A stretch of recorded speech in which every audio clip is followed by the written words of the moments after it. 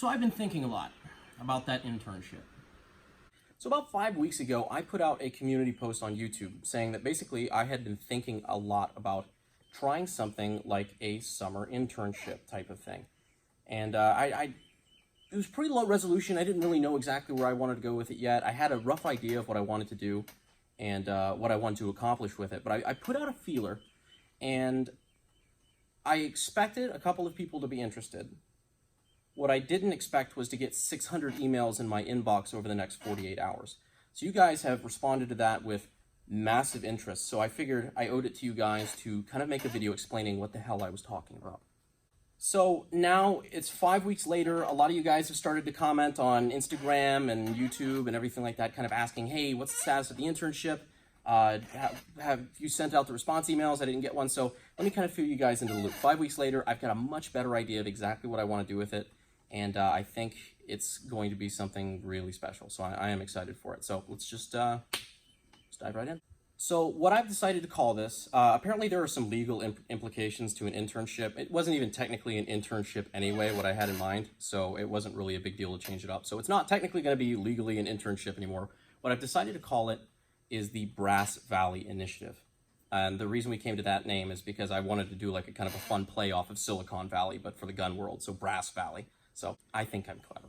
But the reason I decided to call it Brass Valley is because I wanted to do something a little bit differently. I was in love with the idea of, lean startups and everything like that. Obviously I am one. Like I'm not loaded. I don't have access to massive amounts of capital. Otherwise I wouldn't be in a shop like this. It's a lean startup, and I love just reading like entrepreneurial books and shit like that, and companies that started from the ground up and built up very lean. And so I listen to a lot of Silicon Valley type stuff where you got like the Elon Musks and the Peter Thiels and everything recounting their stories. And I always thought somebody should take that approach in the gun industry. And that's kind of what I've tried to do for better or worse. And I've had my snags along the way, all right? I am still learning. I am very, very young. I'm trying to figure this stuff out as I go along. But, the whole premise behind it is like a lean startup type thing, kind of like a Silicon Valley-esque thing. Where instead of dropping, like on the AK-50 project, millions of dollars into prototyping or whatever and doing all this crazy exotic shit, we've done it very lean, which is why it's taken a very long time. I'm sorry about that. But we've done it relatively inexpensively. When I tell people who've manufactured large-scale stuff and prototyped it from the ground up how much I have invested in the AK-50 so far, they do a spit take. It's done very, very affordably. But back to the idea of the Silicon Valley incubator. That's the idea I was in love with. It's just you get a group of people that have like a similar mission or at least a similar passion. You get them into one house together, and then they are just a fucking think tank that is just devoted, just the Silicon Valley culture of, working till 2 or 3 o'clock in the morning on projects and things like that. Just everybody's in one little foxhole, 6 computers wide, like just really, really hammering out new ideas and doing fresh stuff and doing it very cheap. I love that premise. And every time that I've tried to replicate that, like when we have 2 or 3 CAD guys in the same room and we got the 3D printer running and we're running ideas back and forth, we're sketching shit up on the walls, that's always been my favorite time because that's when my passion gets to come out. And you can hear it in the way I'm talking about it. That's when my passion is really into the design stuff, and you get to play off of other people and really have a good time while being extremely productive and making some cool shit. Yeah, I'm sorry, I'm fidgety today, and I'm rocking this chair, and it's got that annoying fucking squeak, so I'm sorry about that. Just try to ignore it. And I know it's going to be worse now that I pointed it out. Sorry.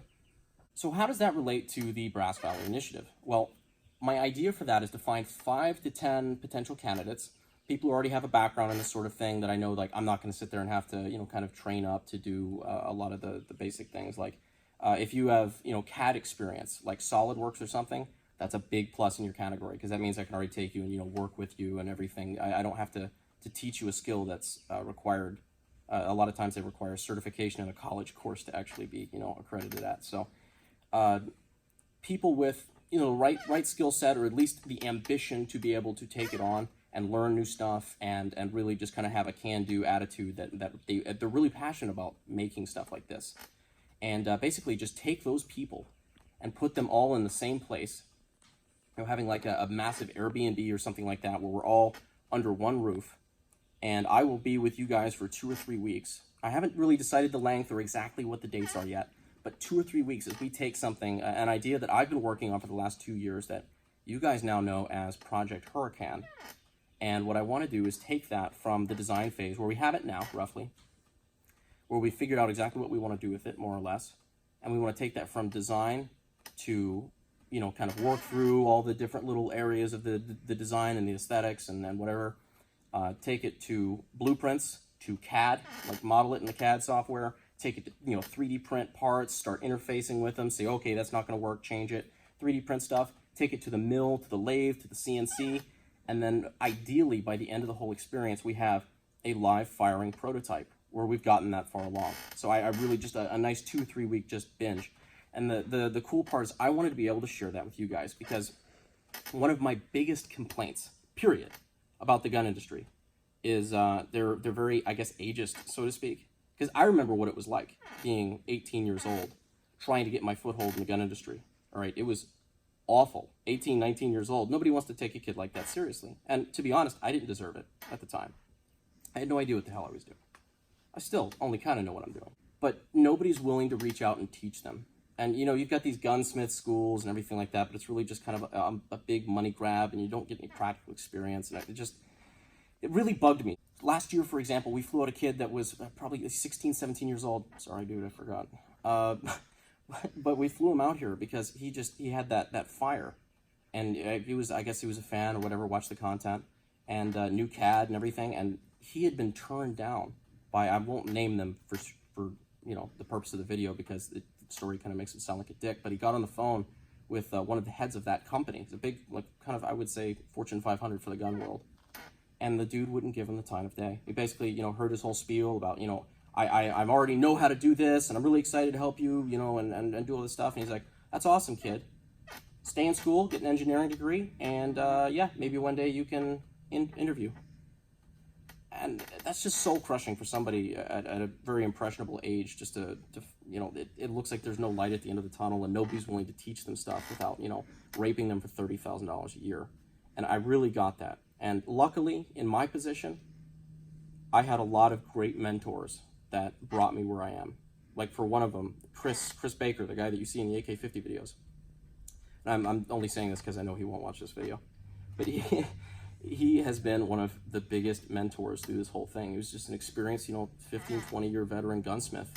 And had showed me the ropes. He taught me how to use a lathe. He taught me how to use a mill. He taught me how to, you know, fix guns, different things about, you know, heat treat and headspace and whatever. And I learned a lot from him. And I want to be able to give that. I want to be able to pass on what I know, more or less. Basic stuff. Like, really, really basic. Like, just get comfortable in the environment. And to be able to show you guys that you can do this too. Because what I'm doing is not actually that hard. I'm not some sort of super genius. Like, this is really just stuff that you got to have the drive to do it. And then you just have to learn the skills that you need and go out and actually do it. And that's one of the things that I've really wanted to do, and really kind of give people a foothold so that they can go basically get careers in the gun industry and feel comfortable, you know, in those positions and be qualified for it. But also to start their own things and to start their own projects and to make new cool shit.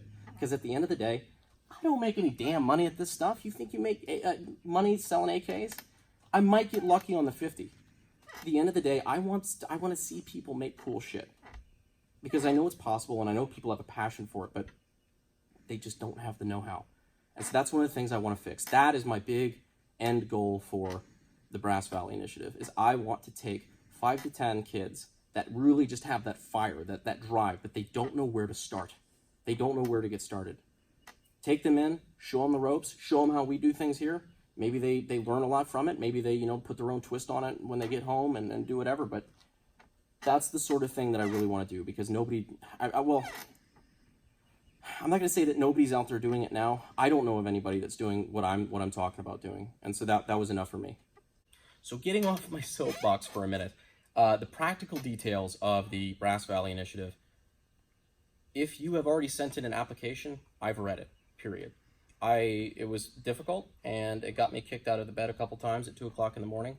But I was sitting there scrolling through emails, 2 o'clock in the morning. Like, I was reading every single one of them. Even if I didn't read it all the way through, was at least skimming, like, kind of making sure I got the gist and everything. And I physically looked at and opened every single email you guys have sent. Some of you guys kind of sent the Encyclopedia Britannica, so like I had to kind of like summarize a little bit. But I am completely humbled by the amount of people that are interested in this experience. I just want to clarify, this is not a how to build AKs type thing. A lot of people seem to have that impression that this was like a AK building how-to. And we might spend a little time in the shop. I might bring you guys out to the shop for a while and show you guys, you know, how the sausage is made here as far as like custom builds and things like that.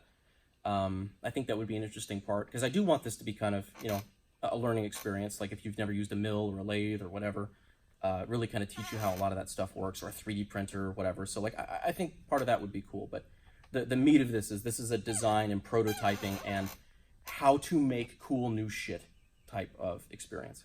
So like I said, if you sent an email, I have read it. I haven't gotten a chance to send it out, and a lot of people are asking, like, when do I get my reply email? So I'm not going to be able to, unfortunately, send out 600-700 emails personally to every person. I wish I could. I really do. Like, you guys see me in the comments all the time. I'm fucking loving every single comment. Like, I read them all. I try to, at least.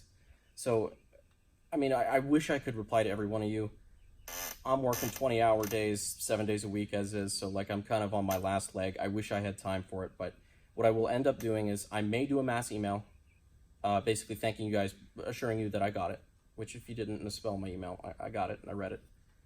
But I will reach out to probably about 20 potential candidates via email, and then we'll do like a round of Skype or Google Hangouts interviews, and we'll kind of go through it and see like, okay, like clearly like you had what I was looking for. Kind of go from there and kind of get a feel for everybody and whatnot, and then I'll make my decision from there. So probably in the next 2 weeks, I'm going to say that optimistically, probably in the next 2 weeks, I will send out the first round of emails to those 20 potential candidates. And, you know, scheduling might not line up, or maybe they're just not a good fit for the team for one reason or the other. But we'll reach out to, you know, after that, we'll reach out to the 5 to 10 actual chosen candidates. So if you don't get an email saying that you were chosen on the day, if I'll probably put out a post, I'll put out like a YouTube community page. So like turn the notifications on. Nice little jab there. Turn the post notifications on YouTube. Click the bell icon.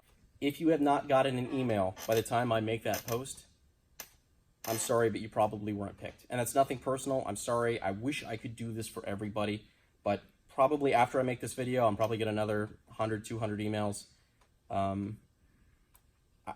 I can't do that for 700 people, but don't worry. A, do not take it personally. And B, we will be doing this again. If this goes well, and we'll make a video series out of it and everything. I think it's just gonna be really fun, guys. I'm really excited for the potential this has. So if it goes well the first time, we are going to be doing this again. So don't worry. I would love for this to be an annual or maybe like twice annual thing. Sometime either in the next, you know, maybe in the next year or so. So after this first one, we'll really kind of get a handle on it. And hopefully we'll be able to do this as like, this is just something that we do every year. So I would really love that. So guys, please, honestly, please don't take it personally. I'm completely humbled by everybody who sent out emails, and I did read through them, and it floors me, the amount of fucking talented, intelligent people that have reached out to this. I'm really excited for the team that we're going to be able to put together. So wrapping that up, basically, if you haven't sent out an email already and you think that this is something that you might be, you know, interested and qualified for, please send me an email at theakguy1974@gmail.com. It's my personal email. Please don't abuse it. And I'm really excited to see where this goes. So this is the first time I think I've ever publicly talked about what this is, like the whole Brass Valley Initiative thing. So I'm very interested to see where this goes, and I thank you guys every day so much for your support.